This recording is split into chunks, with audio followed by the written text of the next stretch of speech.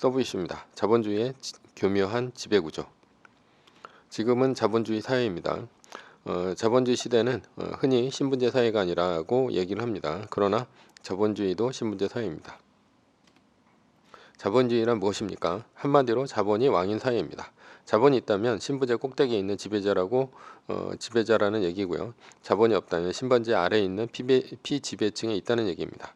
왜 이렇게 되었을까? 프랑스 혁명으로 절대왕정의 시대가 가고 법치주의 시대가 왔기 때문입니다. 절대왕정의 시대에서는 신분제가 존재했습니다. 무엇에 의해서 존재했을까요? 왕의 권력에 의해서 존재했습니다. 따라서 왕이 모든 권력을 독점했습니다. 그래서 왕과 가까운 사람은 귀족 양반이 되고 나머지는 노예가 되었습니다.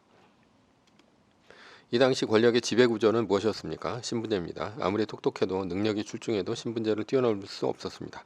신라시대의 성골, 진골, 육두품, 신분과 조선시대의 양반과 같은 평민, 천민 등이 바로 신분제입니다. 서양의 귀족과 농노, 인도의 카스트 제도도 마찬가지입니다.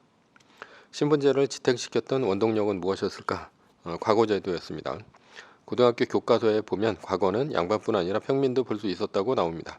즉 천민이 아니라면 양반뿐 아니라 평민도 양반이 될 수 있었다는 얘기죠. 그러나 평민은 양반이 될 수 없었습니다. 왜냐하면 농사일을 하기에도 바빴기 때문입니다. 과거를 보려면 시간과 돈이 있어야 합니다. 그러나 평민은 죽어라 일해야 겨우 목에 풀칠을 합니다. 왜냐하면 토지는 양반이 가지고 있었고 토지가 없는 소장농은 죽어라 일해서 소출의 50%를 양반에게 바쳐야 했기 때문입니다. 기계로 농사를 짓지도 않으며 토지가 크지도 않으니 돈이 없는 것은 당연하고 시간도 없었습니다. 과거제가 갖는 숨은 뜻은 무엇입니까? 양반은 많이 배운 사람인 지배층인 양반이 됩니다. 그것의 증명은 과거 합격으로 인한 출세입니다. 과거에 합격하면 왕이 전답을 내리고 벼슬과 녹봉을 주고 노비를 줍니다. 즉 양반이 되면 평생 놀고 먹을 수 있다는 얘기입니다. 과거에 합격을 하면. 그러나 많이 배우지 못한 당연히 과거를 볼 수도 없고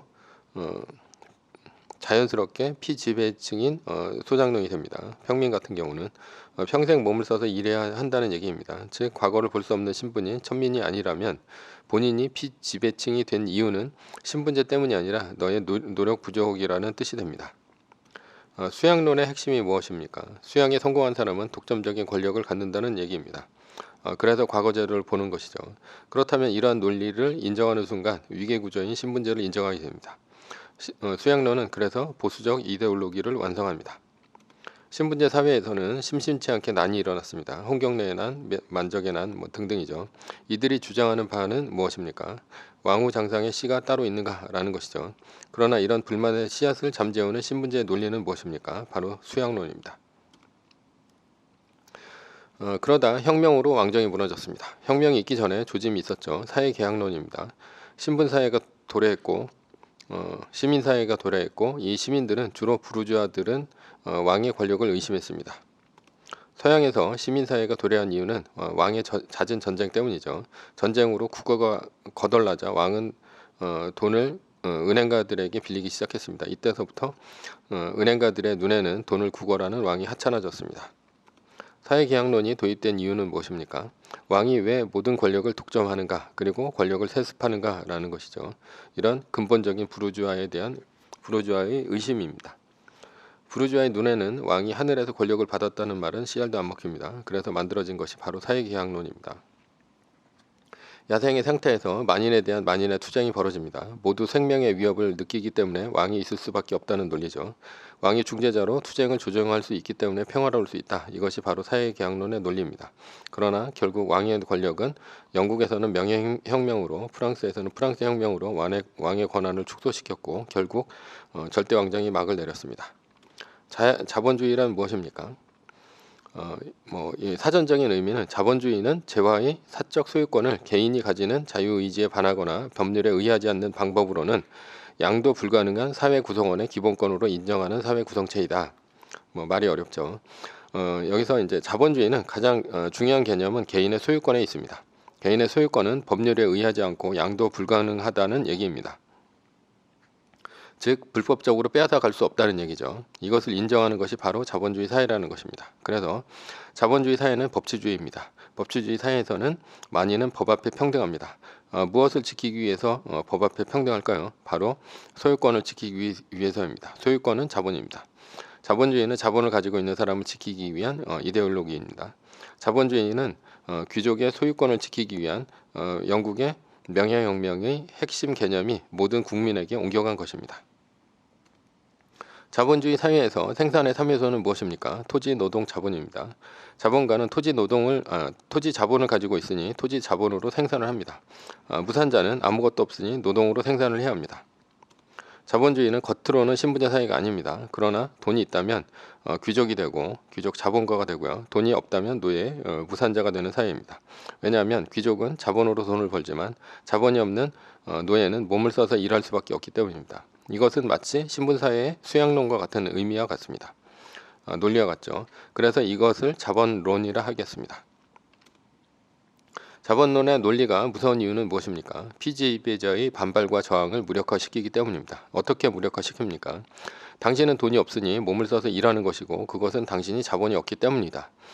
자본주의 사회에서는 자본은 얼마든지 자신의 노력으로 쟁취할 수 있으나 당신은 자본이 없으니 노력은 안 한 것이다. 그러니 당신이 몸을 써서 노예가 된 이유는 당신이 게으른 탓이다 라는 것이 수양론 논리와 동일한 자본론의 논리입니다. 마치 과거의 수양론에서 논리처럼 많이 배운 자가 지배자가 되고 못 배운 자가 피지배자가 된다는 논리와 같습니다. 자본주의도 교묘한 신분제 사회입니다. 왜 그럴까? 무산자가 아무리 노력해도 웬만해서는 자본가가 되기 쉽지 않습니다. 이럴 때 사람들은 자본주의의 허구성을 자각하기보다는 자신의 노력이 부족했다고 생각하고 체념하게 됩니다. 예를 들어서 학교 다닐 때 공부를 못했으니 좋은 대학을 가지 못했고 전문직이 되지 못했어. 그러니 내가 몸을 써서 일하는 이유는 내 탓이라는 체념입니다. 그래서 자신은 못 배웠으니 자식이라도 공부 잘하라고 사교육비에 올인합니다. 그러나 공부를 잘해서 명문대를 나오고 대기업에 들어가거나 전문직이 되어도 자본가가 아니라는 사실은 인지하지 못합니다. 왜냐하면 자본이 아닌 여전히 몸을 써서 노동하기 때문입니다. 아마도 자신이 자본가가 아니라는 사실을 인지하는 때는 대기업에서 퇴직할 때입니다.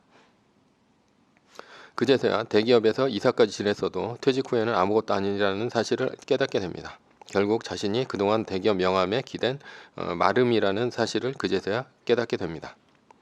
그렇다면 위에서 말한 자본주의의 허구성은 무엇입니까? 허구성은 수양론의 논리와 같습니다. 지배층과 피지배층으로 분할되는 순간 지배층은 수양할 시간이 많아지고 피지배층은 수양할 시간이 없다는 사실입니다. 그러니 신분제는 수양론으로 고착해야 됩니다. 자본주의에서도 마찬가지입니다. 자본이 많다면 자본을 늘리는 것은 쉽고 없는 자본을 만드는 것은 어렵다는 사실 말이죠. 예를 들면 100억 원의 1%는 1억 원입니다. 그러나 100만 원의 1%는 1만 원입니다. 1억 원으로 1년 살 수 있지만 1만 원으로는 단 하루도 살기 어렵습니다. 결론입니다. 어떤 것이 더 쉬울까라는 것이죠. 100억 원이 있는 자본가는 자본을 지키는 일과 100만 원이 있는 무산자가 1만 배를 튀겨서 100억 원을 만드는 일입니다. 그러니 자본주의 사회에서 신분제는 고축화됩니다.